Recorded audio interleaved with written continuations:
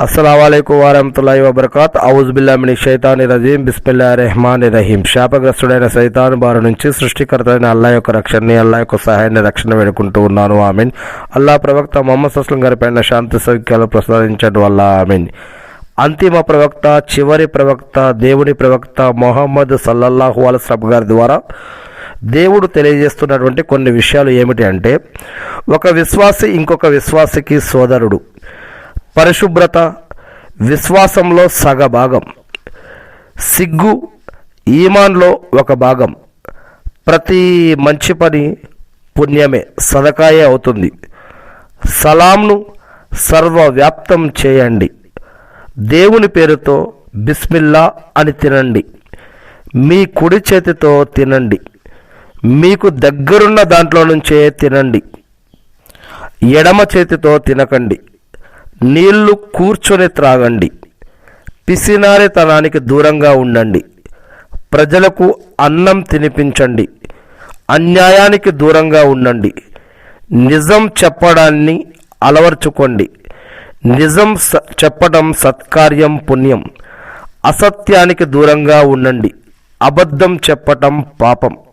నిశ్శబ్దంగా ఉన్నవాడు మోక్షం పొందాడు. దుర్భాషలాడినవాడు అన్యాయానికి ఒడిగట్టాడు. ఎవరిని తిట్టకండి. దొంగతనం చేయకండి. కోపగించుకోకండి. పరస్పరం ఒకరికి ఒకరు అసూయ చెందకండి. ఒకరి కూపీలు తీయకండి.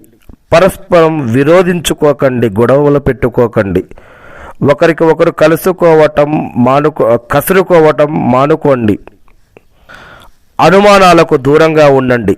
ఇతరుల తప్పులు ఎంచకండి. ఏ విషయంలోనూ ఆశపడవద్దు. నరకాగ్ని నుండి కాపాడుకోండి. బంధువుల ఎడల సద్భావంతో మెలగండి. పరస్పరం కానుకలు ఇచ్చుకోండి. ప్రేమ పెరుగుతుంది. పురుషులు పట్టు వస్త్రాలు ధరించకూడదు. గాలిని గురించి చెడుగా చెప్పుకోకండి. దిష్టి తగలడం అనేదే సత్యం. వ్యాధి పాప పరిహారం. ప్రతి రోగానికి మందు ఉంది. చనిపోయిన వారి గురించి చెడుగా చెప్పుకోకండి. ఇస్లాం అనేది ఒక ధర్మం. సులభమైనది, శుభ్రమైనది, పరిశుభ్రమైనది, పరిశుద్ధత గలది.